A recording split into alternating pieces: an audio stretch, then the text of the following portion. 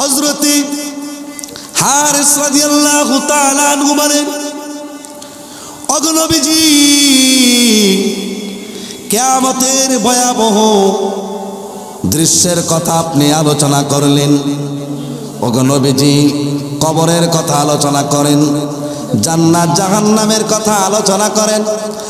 আমার জানতে আগ্রহ হয় নবী গো, যদি আপনি বলে দিতেন কিয়ামত কখন হবে, কোন দিন হবে, কোন সময় হবে, আমি হারেস আগে থেকেই প্রস্তুতি গ্রহণ করে কিয়ামতের পরিপূর্ণ প্রস্তুতি গ্রহণ করে কিয়ামতের মাঠে উঠব। নবী গো, কিয়ামত কখন হবে আপনি আমাকে বলে দিন। আল্লাহর নবী সাল্লাল্লাহু আলাইহি ওয়াসাল্লাম তিনি চুপ রইলেন আর বললেন, হারিস, তুমি কেমন প্রশ্ন করেছ? এই প্রশ্নের জবাব তো আমি জানি না, তোমার যদি আরো প্রশ্ন থাকে বলো। হারিস বললেন, আরেকটা প্রশ্ন করি। প্রশ্ন হলো, জমিনে কখনো বৃষ্টি হবে? ফসল হচ্ছে না, ফসল নষ্ট হয়ে যাচ্ছে, আমি জিজ্ঞেস করি কখন বৃষ্টি হবে?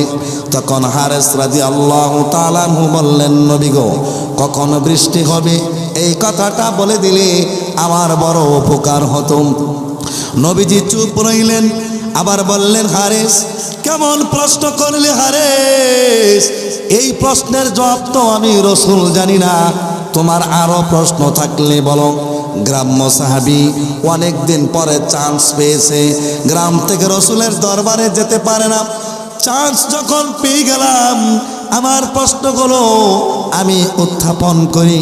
3 নাম্বার প্রশ্ন হলো, আমি বাড়ি থেকে আসছি, জানি না কখন বাড়িতে যাব।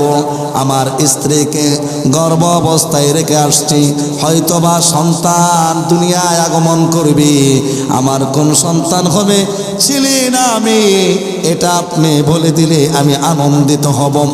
আল্লাহর নবী চুপ রইলেন এবং বললেন, হারিস, কেমন প্রশ্ন করলাম, এই প্রশ্নের জবাব আমি রাসূল জানি না, তোমার আরো প্রশ্ন থাকলে বলো। এবার হারিস বলল, আরেকটা প্রশ্ন করি। প্রশ্নটা হলো, আমি কালকে কি আহার করব, কি খানা খাইব? রাসূল, এটা আপনি বলে দিলে আমি আগে থেকে প্রস্তুতি নিব। আল্লাহর নবী বললেন, হারিস, তুমি আরেকটা প্রশ্ন করলা, এর জবাবও আমি রাসূল জানি না। এবার আল্লাহর নবী বললেন, আরো প্রশ্ন থাকলে করো। হারিস রাদিয়াল্লাহু তাআলা আনহু বলেন, সময় যখন পেয়েছি, সুযোগ যখন হয়েছে, আরেকটা প্রশ্ন আমি করি।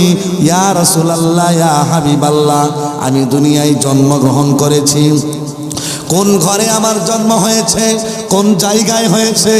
আমার মা বলেছে, আমার প্রতিবেশীরা বলেছে, এই ঘরে, এই জায়গায়, এই জমিনে তোমার জন্ম হয়েছে, কিন্তু আমি কোন জায়গায় মৃত্যুবরণ করব, নবী গো, সেই জায়গাটা বলে দিলে আমি আগে থেকেই সংশোধন করতাম। আল্লাহর নবী চুপ রইলেন। আল্লাহর নবী কথা বলতে পারেন না, কারণ গায়বের খবর একমাত্র আল্লাহ পাক রব্বুল আলামিন জানেন। কারণ নবীকে যখন আল্লাহ তাআলা খবর জানান, তারপর নবীজি খবর বলতে পারেন, এছাড়া কিন্তু নবীজি কোনো কথা অগ্রিম বলেন নাই।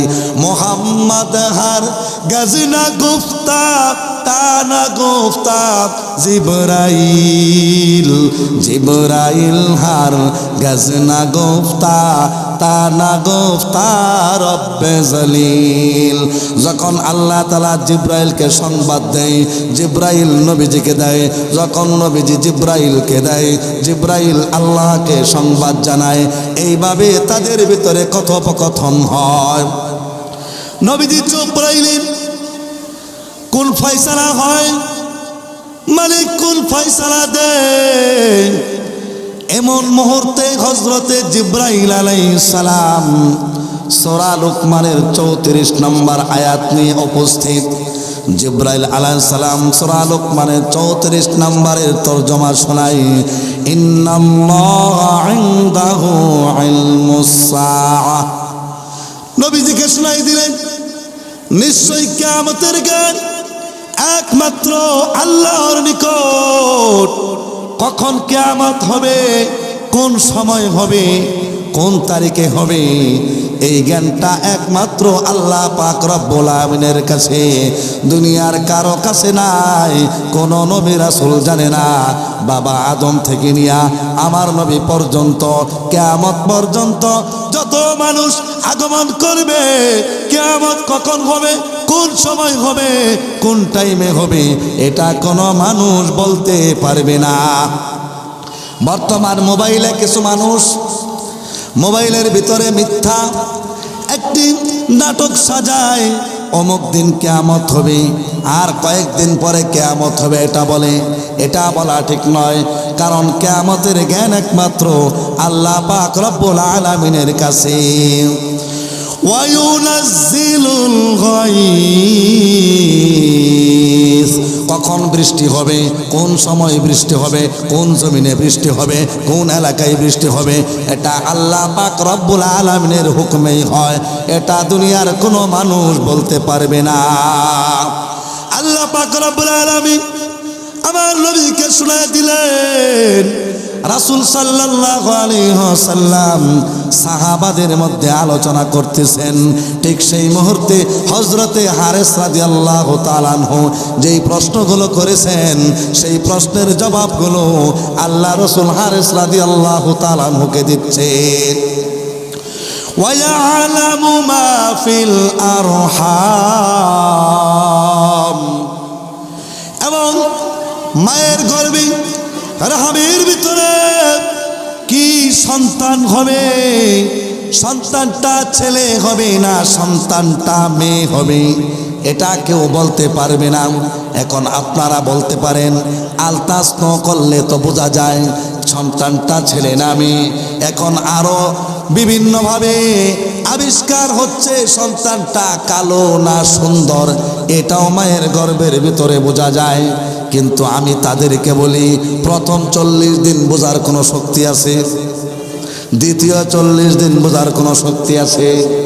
তাহলে এমনি যে আমরা মিশিংয়ের দ্বারা, আলট্রাসাউন্ড দ্বারা আমরা বোঝাই, এর আগে কোনো ব্যক্তি কিয়ামত পর্যন্ত বলতে পারবে না সন্তানটা ছেলে না মেয়ে।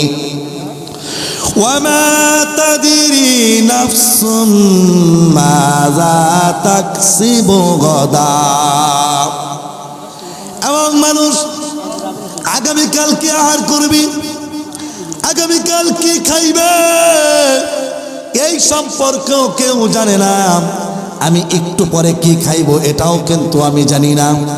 এমনও ইতিহাস পাওয়া যায়, কি পাক হয়েছে খানা সামনে উপস্থিত, লোকমা মুখে দিবে, এমন টাইমে খবর আসছে কেউ মারা গেছে দুর্ঘটনা, কেউ পেরেশানির ভিতর আছে, খানা ছেড়ে চলে যায়, এমন টাইমে দাওয়াত আসছে, খাওয়ার সুযোগ নাই, দাওয়াতের ভিতরে চলে যায় কি যায় না, এমন ইতিহাসের ভিতরে পাওয়া যায়।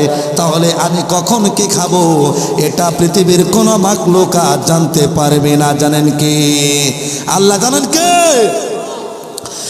শুধু তাই নয়, ওয়ামা তাদরি নাফসুম বিআইয়ি আরদিন তামুত, এবং মানুষ কোথায় মৃত্যুবরণ করবে, কোন জমিনে করবে, কার ঘরে করবে, কোন সময় করবে, এটা পৃথিবীর কেউ জানে না, একমাত্র জানে আমার আপনার আল্লাহ। ইন্নাল্লাহ আলিমুন খাবীর, নিশ্চয়ই সর্বজ্ঞ আল্লাহ তাআলা জ্ঞান সম্পর্কে জানেন, এটা পৃথিবীর কেউ জানে না এই 5টা বিষয় কখন হবে। সমাজের ভিতরে এক শ্রেণীর লোক আছে, হাত দেখে আপনার ভবিষ্যৎ বলে, হাত দেখে আপনাকে বলে এতটা বিবাহ করবেন, এতটা সন্তান হবে, এত টাকার মালিক হবেন, সামনে আপনার বিপদ আছে, সামনে আপনার লাভ আছে, এইভাবে গণনা করে যারা বলে, এবার বলেন তাদের ঈমান আকীদা ঠিক আছে নাকি ঠিক? এই সমস্ত লোক সমাজের ভিতরে বাটপারি করে, এই সমস্ত লোক তারা প্রতারণা করে মানুষদেরকে ধোঁকা দেয়। আল্লাহর নবী সাল্লাল্লাহু আলাইহি ওয়াসাল্লাম সহিহ মুসলিম শরীফের 101 নাম্বার হাদিস কিতাবুল ঈমানের অধ্যায়ের ভিতরে পাওয়া যায়। হযরতে আবু হুরায়রা রাদিয়াল্লাহু তাআলা আনহু থেকে বর্ণনা, আল্লাহর নবী বলেন, মান গশশানা ফালাইসা মিন্না, যে আমার উম্মতের ভিতরে ধোঁকা দেয়, প্রতারণা করে, সে আমার উম্মত নয়, সে আমাদের উম্মতের ভিতরে গণ্য হবে না। এইভাবে সমাজের মানুষদেরকে ধোঁকা দিচ্ছে, মানুষদেরকে ইসলাম থেকে দূরে সরিয়ে দিচ্ছে, মানুষের আকীদা নষ্ট করছে। তাদেরকে কোরআনুল কারীমের 31 নম্বর সূরা, 114টা সূরার 31 নম্বর সূরা, সূরা লুকমান আয়াত নম্বর 34, সর্বশেষ আয়াত। এই আয়াতের তাফসীরটা শোনায়া দিবেন।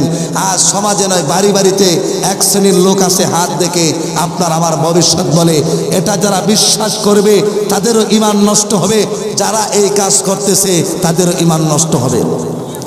ইমাম মালিক রাহমাতুল্লাহি আলাইহি বড় মাপের বুজুর্গ ব্যক্তি ছিলেন। ইমাম মালিক রাহমাতুল্লাহি আলাইহি তিনি মদিনার জমিনে বসবাস করেন। তিনি মদিনায় জুতা পাও দিয়ে হাঁটেন না। কেন হাঁটেন না? তিনি বলেন, জমিনের নিচে আল্লাহর পেয়ারা নবী হযরতে মুহাম্মদ মুস্তাফা সাল্লাল্লাহু আলাইহি ওয়াসাল্লাম শুয়ে আছে। এই জমিনে আমি জুতা পা দিয়ে হাঁটলে আমার বেদবি হবে। ইমাম মালিক রাহমাতুল্লাহি আলাইহি তিনি কি করলেন? শেষ বয়সে বার্ধক্য যখন আসলো, তার ইচ্ছে হলো আল্লাহর ঘরটা একবার তওয়াফ করব। আর তার আরেকটা ইচ্ছা হলো, আমি যদি মারা যাই আমার দেহটা যেন মদিনার মাটির কাছেই হয়, মসজিদে আমার দেহটা যেন সেই জান্নাতুল বাকিতেই আমার দেহটা যেন দাফন হয়। তার বড় আশা। আরেকটা আশা হলো তিনি বাইতুল্লাহ তওয়াফ করবেন। শেষ বয়সে এই আশাটাও তার রয়েছে। তিনি এবার ধারণা করলেন, আমি যদি বাইতুল্লাহে মারা যাই ওইখানেই দাফন হবে, কিন্তু আমি মদিনার জমিনে সইতে পারবো না। এই বলে ইমাম মালিক রাহমাতুল্লাহি আলাইহি তিনি কি করলেন? প্রতিদিন রাত্রে রাসূল সাল্লাল্লাহু আলাইহি ওয়াসাল্লামকে স্বপ্নে দেখতেন।